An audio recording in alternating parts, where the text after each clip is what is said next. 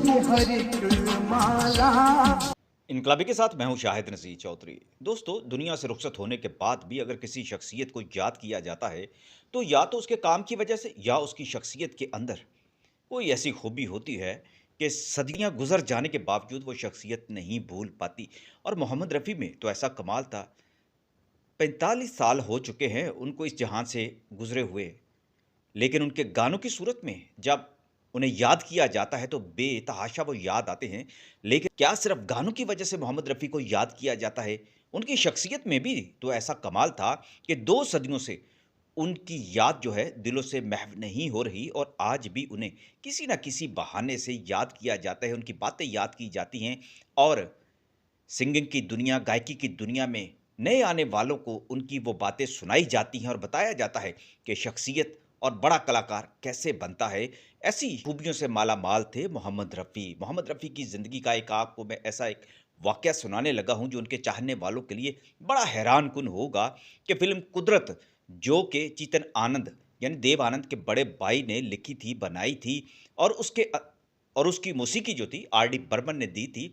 लेकिन इसके एक गाने पर बड़ा फड्डा हो गया था, फसाद हो गया था, क्योंकि चेतन आनंद चाहते थे कि इसका जो थीम सॉन्ग है इस फ़िल्म का, वो मोहम्मद रफ़ी साहब से गवाया जाए। और फिर ऐसा क्या हुआ कि मोहम्मद रफ़ी साहब ने जब वो गाना गाया, 3 बंद उसके रिकॉर्ड करवा दिए, लेकिन फिर वो यकायक नाराज़ हुए, उठकर चले गए और उन्होंने वो गाना रिकॉर्ड नहीं करवाया। उसकी वजह मैं आपको बताता हूँ, उन्होंने गाने के पैसे भी वापस कर दिए थे। ये आप समझ लें कि मोहम्मद रफ़ी साहब की ज़िंदगी के आखिरी सालों की वो फ़िल्म है जिसका ये गाना, जिसका ये थीम सॉन्ग जो था वो बड़ा मशहूर हुआ था। लेकिन ये मोहम्मद रफ़ी साहब ने नहीं गाया था और कहा था कि मैं ये गाना इसलिए नहीं गाऊँगा कि इसको अगर मैंने गा लिया तो एक गुलूकार जो है मुस्तकबिल का वो मर जाएगा, उसका गला घूंट दिया जाएगा। और उसके लिए हकीकत में मोहम्मद रफ़ी साहब ने कुर्बानी दी थी। ये हुआ कैसे था? आज की इस वीडियो में बताने का असल मकसद ये है कि शख्सियत ऐसे नहीं बनती, उसको याद ऐसे नहीं किया जाता, कुर्बानियाँ देनी पड़ती हैं, फिर जाके लोग किसी शख्सियत का इतना एहतराम करते हैं। रफ़ी साहब ने ये वाक़या जो रूनमा हुआ इसको रकम किया और इसके गवाह कौन थे? कतील शफ़ाई, जिन्होंने इस फ़िल्म का थीम सॉन्ग लिखा था। कतील शफ़ाई से मेरी मुलाकात 90s में नुमाए वक़्त में ही हुई थी। वो मेरे मेंटर अली सुफ़ियान अफ़ाकी साहब के बड़े अच्छे और बड़े पुराने और उनका जवानी के दिनों के बड़े अच्छे दोस्त थे। लिहाज़ा उनसे ये जो मुलाकात हुई बड़ी गनीमत थी। मोहम्मद रफ़ी को उन्होंने याद करते हुए ये वाक़या सुनाया था और इस वाक़ये को बाद में उस गुलूकार ने भी अपनी किताब के अंदर दर्ज किया है। शफ़ाई मरहूम ने ये बात बताई थी कि जब कुदरत के ये गानों की रिकॉर्डिंग हो रही थी तो थीम सॉन्ग के लिए मुझे भी वहाँ पर जाने का इत्तेफ़ाक हुआ। मैं चूँकि उन दिनों वहीं पर मौजूद था, तो कतील शफ़ाई साहब का ये कहना था कि इस फ़िल्म के लिए ज़्यादातर गानों के लिए किशोर कुमार साहब का नाम फ़ाइनल हो चुका था, लेकिन बैकग्राउंड जो गाना था उसके लिए आर डी बर्मन चाहते थे कि किसी नए गुलूकार को मौका दिया जाए, जबकि चेतन आनंद इसके लिए रफ़ी साहब के हक़ में थे और वो चाहते थे कि ये गाना जो थीम सॉन्ग की सूरत में है, इसके अंदर जो दर्द उन्हें चाहिए था, वो रफ़ी साहब के सिवा उनके ख़्याल में कोई और नहीं दे सकता था। इसलिए उनका वोट जो था, भारी वोट जो था, रफ़ी साहब के हक़ में था।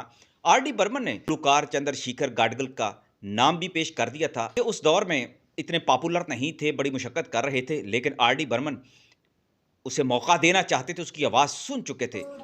बहुत मुश्किल से उन्होंने चेतन आनंद को आमादा किया कि वो चंद्रशेखर से गाना जो है वो गवाने दें। ख़ैर, गाना जो है रिकॉर्ड कर लिया गया, लेकिन जब चेतन आनंद ने रिकॉर्ड होने के बाद गाना सुना तो कहा कि हकीकत यही है, रफ़ी साहब ही इस गाने के साथ ज़्यादा इंसाफ़ कर पाते।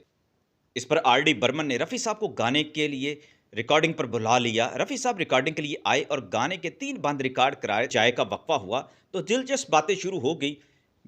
कतील शफ़ाई भी उनके पास ही बैठे हुए थे, रफ़ी साहब की गुफ्तगू सुन रहे थे, लेकिन इसी दौरान चंद्रशेखर भी वहाँ पर मौजूद थे और उन्हें यह मालूम नहीं था कि चंद्रशेखर जो है नया गुलूकार है और उसने ही वो थीम सॉन्ग गाया है जिसको गाने के लिए वो यहाँ पर मौजूद है। चाय जब पी जा रही थी तो इसी दौरान रिकॉर्डिंग रूम से इसी गाने की आवाज़ आई और रफ़ी साहब इस गाने को सुनकर चौंक उठे, क्योंकि उन्हें समझ आ गई ये तो आवाज़ उनकी नहीं है और ये गाना किसने गाया है। उन्होंने वहाँ किसी से पूछा तो मालूम हुआ कि ये गाना पहले से किसी और की आवाज़ में रिकॉर्ड किया गया था, लेकिन इसी दौरान चंद्रशेखर बोल पड़े कि ये मैंने गाया था। रफ़ी साहब ने उन्हें शाबाश दी और फिर साथ ही उन्होंने आर डी बर्मन को बुलाया और पूछा, पंचम, क्या ये गाना पहले से रिकॉर्ड हो चुका है और चंद्रशेखर ने इसको गाया है? इस पर आर डी बर्मन ने सारा मामला रफ़ी साहब को बता दिया और गाने की रिकॉर्डिंग मुकम्मल करने की दरख्वास्त करने लगे। लेकिन रफ़ी साहब का मन नहीं माना। उन्होंने चंद्रशेखर की तरफ देखा और कहा, मैंने इस नौजवान की आवाज़ में ये गाना सुन लिया है और इसने बहुत खूब गाया है। और फिर उन्होंने कहा, तुम मुझसे ये पाप क्यों करवाना चाहते हो पंचम? एक बासलाहियत गुलकार का करियर क्यों ख़राब करना चाहते हो? क्यों इसका गला घूंटना चाहते हो? ये गाना इसे ही गाने दो और इसी की रिकॉर्डिंग में चलने दो। आने वाले वक्त में ये बेहतरीन आवाज़ तुम्हारे लिए साबित होगा। ये कहकर रफ़ी साहब वहाँ से चले गए। आर डी बर्मन भी रोकते रह गए। चेतन आनंद को भी पता चला तो वो भी उनके पीछे लपके, लेकिन साहब किसी की बात सुने बगैर चले गए। और फिर जब उनके घर भी चेतन आनंद और आर डी बर्मन पहुंचे तो उन्होंने बड़ा उनका एहतराम किया, लेकिन उनसे फिर वही बात की कि मैं ये पाप नहीं करना चाहता, ना मैंने पहले कभी किया, ना मैं अब करूंगा। मैंने बहुत खिदमत कर ली अपनी फिल्म इंडस्ट्री की, लेकिन एक नौजवान ने जो गाना गाया है वो मैं गाकर उसकी दिल आज़ारी नहीं करना चाहता। दोस्तों, इसके बाद फिल्म में चंद्रशेखर गाडगिल की ही आवाज़ में ये गाना इस्तेमाल किया गया था। दुख सुख की हर एक माला कुदरत ही परोती है, हाथों की लकीरों में ये जागती सोती है, दुख सुख की हर एक माला। सुख की हर एक माला